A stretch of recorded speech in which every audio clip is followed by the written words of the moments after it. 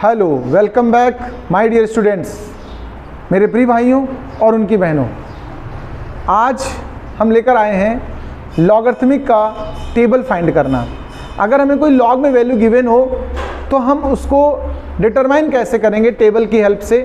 बहुत important topic है, बिल्कुल मिस न करिए और पूरा वीडियो देखिएगा। लाइक और सब्सक्राइब तो करते रहिएगा, है ना।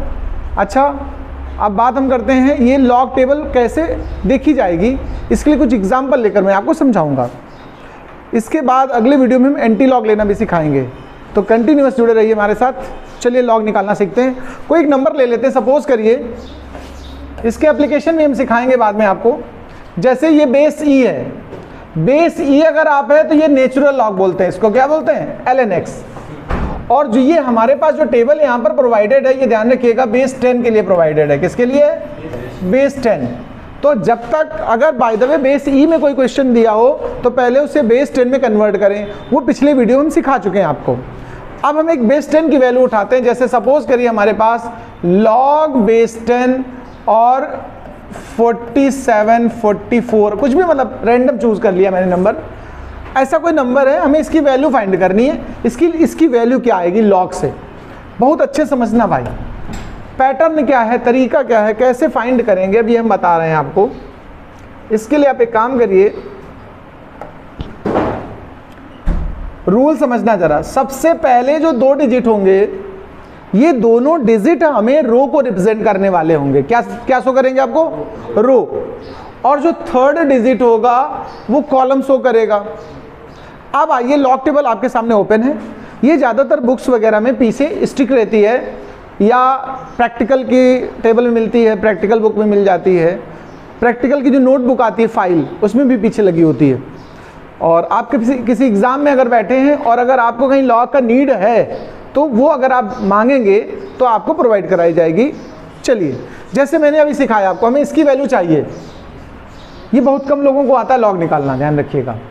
टीचर्स तक तो नहीं आता, बहुतों को पूछ लीजिए उनसे, आधे फंस जाएंगे, चाहे वो मैथ्स के हों, चाहे वो फिजिक्स के हों, चाहे केमिस्ट्री के हों।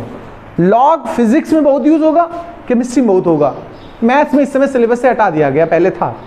खैर, तो हम बात करते हैं 47 की रो। आपके पास देखिए 10 से स्टार्ट है, यहाँ देखो फर्स्ट वाला।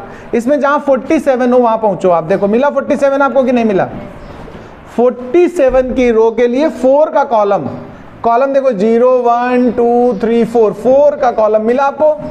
4 के कॉलम में चले आइए 47 के सामने, 4 के कॉलम में ऐसे चले आइए 47 के सामने। देखिए जरा इस जगह क्या नंबर मिला आपको, बताओ। 6758। ओके, 6758। पहला काम हो गया हमारा। लॉग कैसे निकालते हैं टेबल से वो समझना। दूसरी वैल्यू, ये जो लास्ट डिजिट होगा उसका मीन डिफरेंस उसी के सामने देखो। वहाँ 4 ये है, देखो 4 का मीन डिफरेंस इसी सामने चले जाओ, जरा देख लो क्या है। 4 का मीन डिफरेंस कितना है, 4 है। लेकिन कभी जरूरी नहीं कि 4 का 4 ही हो। देखो इसमें नीचे आते तो 3 है, देखो इसमें ऊपर चले जाओ, कहीं 6 है, कहीं 7, कहीं 8, देखो कहीं 17 तक है। मीन डिफरेंस पर्टिकुलर रो के हिसाब से बदलता रहेगा। इत्तेफाक है कि यहाँ 4 का मीन डिफरेंस 4 है। जो भी मीन डिफरेंस होगा उसको यहाँ कॉपी करेंगे, आप ऐड कर देंगे तो ये क्या बनने वाला, देखो 2, 7, 6 इतना बनेगा। ये पहला ऑपरेशन हो गया। अब सुनिए स्टेप 2 में क्या करेंगे। यहाँ total number of integer count करिए। How many number of integers, okay 4। उसमें से एक कम करिए 3, यानी जो आंसर लीव करोगे वो 3 डिजिट, ध्यान रखिए 3 पॉइंट करके लिखेंगे। क्या लिखेंगे, यानी इसका देखो वैल्यू तुम्हें ये मिली थी, लेकिन जब इसका आंसर फाइनल लिखोगे तो क्या लिखोगे, 3.6762। This is the answer. मतलब value of log this is 3.6762। नहीं समझ में आया, इसको नोट करिए। एक और एग्जांपल करके मैं दिखाऊंगा, ठीक है। फिर मैं 1-2 डेसिमल के दिखाऊंगा, कुछ नंबर बदल के दिखाऊंगा, 3-4 जब एग्जांपल बता दूंगा तो आप प्रॉपर लॉग निकालना सीख पाएंगे। फिर इसके बाद एक और वीडियो बनाएंगे हम लोग, उसमें हम लोग एंटी लॉग सीखेंगे। अब इसको पॉज करो। हाँ काले आ रहे हैं, बस ठीक बोर्ड दिखे, हम काले हैं ही भैया। ठीक है, देखो काले तो काला तो हिंदुस्तान है पूरा, ये अपने आप को गोरा समझ रहे हैं? कोई गोरा नहीं हिंदुस्तानी, हिंदुस्तानी मतलब काले, कोई हल्का कम काला है, कोई ज़्यादा काला। चलो टॉपिक पे आते हैं। तो जरा प्लीज़ ध्यान देना, आग फाइनली भी लगा लेंगे अगले दिन से बस। देखो मेरी बात सुनो, एक और एग्जांपल लेके देख लेते हैं। जैसे ये एग्जांपल है, मैंने इस बार 5 डिजिट लिए हैं। कितने डिजिट? ध्यान रखना, 5 डिजिट लिए हैं। हम इन 5 डिजिट्स का निकालना चाहते हैं सपोज करें, तो हमने क्या किया, रूल अपना वही है, रूल कोई चेंज नहीं होना, जो पहले सिखाया भी हमने कि फर्स्ट 2 डिजिट आप चूज करिए। इससे क्या मिलेगा? रो। क्या मिलेगी?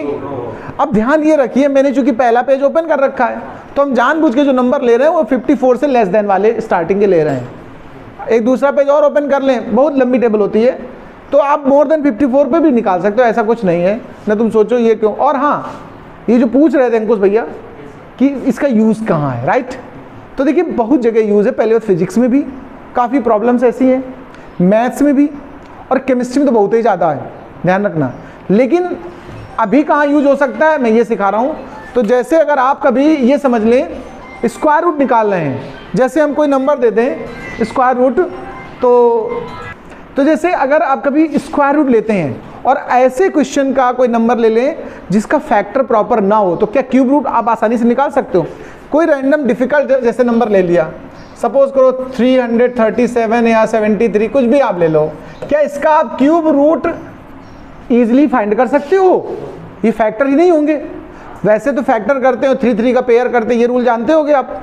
बाद बाकी ऐसे नंबर का अगर क्यूब रूट निकालना होगा तो हमें लॉग का इस्तेमाल करना पड़ेगा।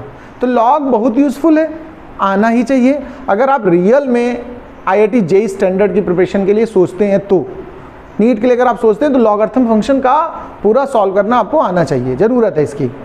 चलिए हम जैसे इस क्वेश्चन को उठा रहे थे, तो 39 मैंने पहले रो फाइंड की। रो आप देख लीजिए, आपके सामने कहीं रो दिख रही है आपको? देखो 39 कहीं दिख रहा है, ये दिख रहा 39। तो रो मिल गया हमको फर्स्ट 2 डिजिट से। थर्ड डिजिट से हमें क्या मिलेगा? कॉलम। आप देखिए थर्ड में कहीं 7 दिख रहा है क्या? वो कॉलम हो गया, देखो 7 वाला। और इसी में नीचे चले आइए, इसी के सामने 39 के सामने, 39 के सामने 7 पे आ जाओ। ठीक है, 7 कहाँ आने वाला? देखो ये 7 है ना शायद, यही तो है। 5 9 8 8। ओके, तो 5 9 8 8 आपको समझ में आ रहा होगा। देखो इतना समझ में आ गया है। इसके बाद जो थर्ड मतलब 4th नंबर होता है, इससे क्या निकालते थे? Mean difference. अगर कभी 5 नंबर हो, आप सुनो, मोर देन 4 के लिए बता रहा हूं। जैसे यहाँ 2 नंबर हैं, तो दोनों का मीन डिफरेंस निकालेंगे, 9 का और 0 का। आप बताओ 0 का मीन डिफरेंस है क्या वहां? तो 0 का 0 है, यानी है नहीं तो 0। तो आप 9 का मीन डिफरेंस निकालो। 9 का मीन डिफरेंस उसी लाइन में देखना है, 39 के सामने 10 ऐड कर दो इसमें, देखो, और 8 9 9 5। देखो नहीं समझ में आया? पहले बताओ। एग्जाम्पल के तौर पे अगर यही 90 की जगह 92 होता सपोज करिए, तब क्या करते आप? तो आप क्या करते हैं, 9 का मीन डिफरेंस कितना है? 10, और 2 का उसी सामने कितना है? देखो 2 का उसी सामने 39 के सामने 2, इन दोनों को ऐड करते हैं तो कितना होता है? 12, और उसको डिवाइड करेंगे। फिर अगर कभी नंबर ऐसे बढ़ता है, 2 डिजिट है तो 2 से डिवाइड कर दो, दोनों का मीन डिफरेंस ऐड करके 6 ऐड करना होगा। अगर 3 डिजिट होते हैं आगे, तो तीनों का मीन डिफरेंस, आगे के सभी नंबर्स के लिए क्या फाइंड करते हो? Mean difference. जितने डिजिट है 2 है तो दोनों का मीन डिफरेंस ऐड करके 2 से डिवाइड कर दो, जो एवरेज आएगा वो यहाँ पर ऐड किया जाएगा। 3 डिजिट होते, तीनों का मीन डिफरेंस निकालते, ऐड करते, 3 से डिवाइड कर लेते, यहाँ ऐड कर देते। नहीं समझ में आ रही बात? मोर देन 4 डिजिट्स के लिए हम सिखा रहे हैं ये बात, ठीक है? तो आइए चलिए, फिलहाल ये समझ में आया? पहले बताओ। तो ये तो नंबर आ गया मेरे पास। अब इसमें कितने डिजिट है टोटल? यहाँ देखो टोटल 5 डिजिट है, एक लेस कर दो तो अब कितने बने? 4। तो आंसर बिकम्स 4.95998। क्या नहीं समझ में आया? क्या समझ में आया कि नहीं आया? अगर और कोई एग्जाम्पल नीड होते का तो और मैं ले सकता हूँ, अगर आ गया है। एक तुम लोग अपने आप एक क्या 10-15 कर दो, घर में कर लो आराम से। अब हम लोग इसके बाद अगली वीडियो में एंटी लॉग सीखेंगे।